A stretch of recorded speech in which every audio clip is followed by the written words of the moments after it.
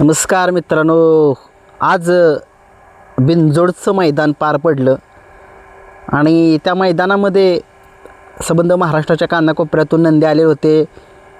कालपासून चर्चा चालू होती बकासूरच्या नावाची. अगदी सगळीकडे बॅनरसुद्धा पडले होते की बकासूर पळणार आहे. सगळे महाराष्ट्रातील लोकसुद्धा बकासूरला बघण्यासाठी मुंबईला गेलेले होते. खरंच खूप लोक नाराज झाले.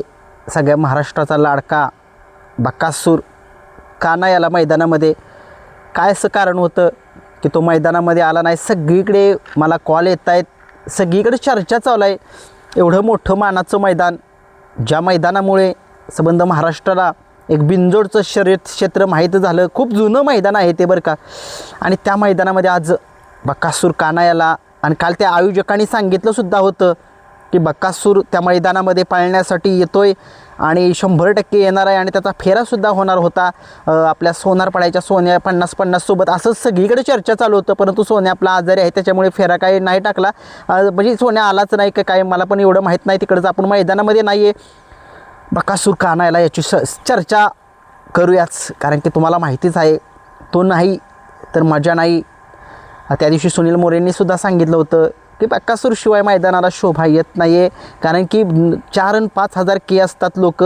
ज्यावेळेस बकासूर मैदानामध्ये असतो तेव्हा 50च्या 60च्या आसपास हजाराकडं लोकांचा आकडा जातो बघण्यासाठी.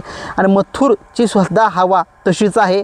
तो मैदानामध्ये असेल ना तरच लोक त्याची शर्यत बघण्यासाठी कुठून येतात. तो सुद्धा नसेल ना तर कोणीही शर्यत बघत नाही. म्हणजे या बैलगाडा शर्यत क्षेत्रामधील मथुर आणि बकासूर नसतील ना शर्यत, म्हणजे ज्या दिवशी पळण्यासाठी त्या दिवशी लोक एवढी शर्यत कोण बघत नाही. परंतु असो, आज मथुरचे 2 पराभव झाले. 2 पराभवांनी तो संपत नाही आहे. तो एक बैलगाडा शर्यत क्षेत्रामधील खूप मोठा संघर्ष योद्धा आहे. त्याचा इतिहास खूप मोठा आहे. त्याचा खूप मोठा म्हणजे त्याचं रेकॉर्ड तोडणं एवढं सोपं नाही आहे. सलग 5 वर्ष बिनजोडचा बादशाह राहिलेला आहे आणि या तिन्ही फेऱ्यामध्ये तो त्याच्या नावावरती विक्रम करून ठेवलेला आहे. त्याने भारत केसरीचा मानकरीसुद्धा आहे. कुणीही मनामध्ये सगळ्यांच्या असेल की मथुर हरला, मथुर आजारी तर नाही आहे ना.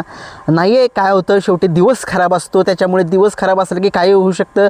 असो, त्याचे 2 पराभव झाले म्हणून काही नाराज होऊ नका. त्याचं कमबॅक लवकर होईल, लवकर करेल असा हा बिनजोडचा बादशाह, ओरिजिनल पब्लिकचं भिताड 1001 मथुर कमबॅक 100% नाही 1001% करेल आपला मथुर. आणि सुरुवात करतोय आज बकासूरच्या न येण्याचं कारण काय आहे? कारण की सगळ्या महाराष्ट्राला माहिती होतं की बकासूर, सगळ्यांना आता मलासुद्धा माहीत झालेलं की मलासुद्धा कॉल आले की बकासूर हा मुंबईमध्ये सचिन शेट्टी यांच्या जे फार्म हाऊस आहे तिकडे थांबलेला आहे. सगळ्यांना मलासुद्धा अपडेट मिळाल्या, सगळीकडून अपडेट मिळत होत्या की बकासूर गेला आहे मुंबईला. परंतु आता आज सकाळी लवकर कळतं आपल्याला की एक 10-10:30-11च्या दरम्यान कळतं की बकासूर त्या मैदानामध्ये येणार नाही आहे.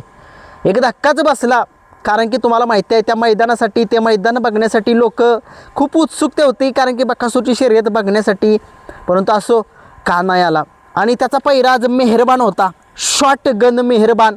सगळ्या महाराष्ट्राला माहिती आहे तो शॉटगन मेहरबान काय पळतो. आणि का नाही आला? आता माझीसुद्धा एक तारंबळ झाली, माझा पण पचका झाला का असं झाला. कारण की सकाळी मी सुद्धा सांगितलं होते बकासूर येणार आहे, पण शेवटी आता अपडेट आली खरी. काय होतं, मीच नाही, सगळे बाकीचे सुद्धा लोक मैदानामध्ये गेलेले होते बकासूरला बघण्यासाठी, परंतु बकासूरच आला नाही. परंतु असं काय, बकासूरबद्दल अपडेट तुमच्यापर्यंत देणं माझं काम आहे. आणि बकासूर परवा दिवशी पळतोय किंवा उद्या पळेल याच्याबद्दल एक मोठी उद्या 2 मैदान आहेत. 1,11,000 बक्षीस आहे. उद्या आदतचं मैदान आहे. त्या मैदानामध्ये उद्या कदाचित बकासूर गोकुळसोबत दिसेल. संध्याकाळी समजेल चिठ्ठी निघणार आहे का नाही.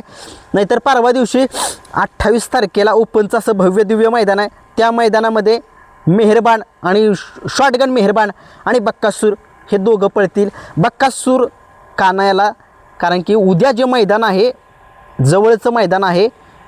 आणि बकासूर विषय काय झाला आहे, बकासूरला 3 फेऱ्याच्या मैदानामध्ये खूप चांगला पळतो. मुंबईमध्ये का नाही पळत, त्याचं काय कारण अद्यापही अस्पष्ट आहे. बैल आत्ता थोडंसं गॅपनं पळवायचं ठरवलेलं आहे मोहिल शेट्टी यांनी. कारण की कसं होतं आहे, जेवढा गॅपने पळेल तेवढा चांगला आहे. जेवढा आराम काय होतं आहे, आज पळला की उद्या मैदान, परवा दिवशी मैदानं दररोज आहेत. त्याच्यामुळे त्याने एक चांगला निर्णय घेतला आहे की बकासूर आता तब्येत चांगली झाली, हळूहळू कवर होतो आहे.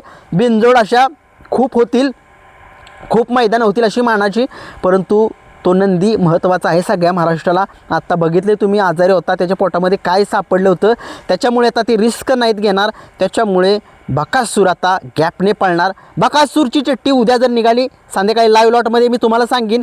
परंतु उद्या बकासूर जर पळाला तर गोकुळभर पळेल, जर उद्या नाही पळाला तर परवा दिवशी मेहरबान हा पैरा फिक्स आहे. आजच्या मैदानामध्ये ही जोडी पळणार होती, सगळ्या महाराष्ट्राला दाखवून देणार होता आज बकासूर काय चीज आहे.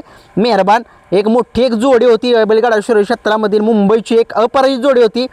ती जोडी आणि ही जोडी आज जर पळाली असती तर कोण किती स्पीडनं पळतं हे समजलं असतं. शेवटी मुंबईची बैलं 3 फेऱ्याच्या बैलांना ऐकत नाहीत असं म्हणणं आहे खूप लोकांचं. परंतु बघूया शेवटी काय होतं. बैलांचा पळच दाखवतो आणि बकासूरसाठी काय ते आजचं नाही आहे, खूप मैदानं त्याने गाजवलीत बिनजोडची सुद्धा.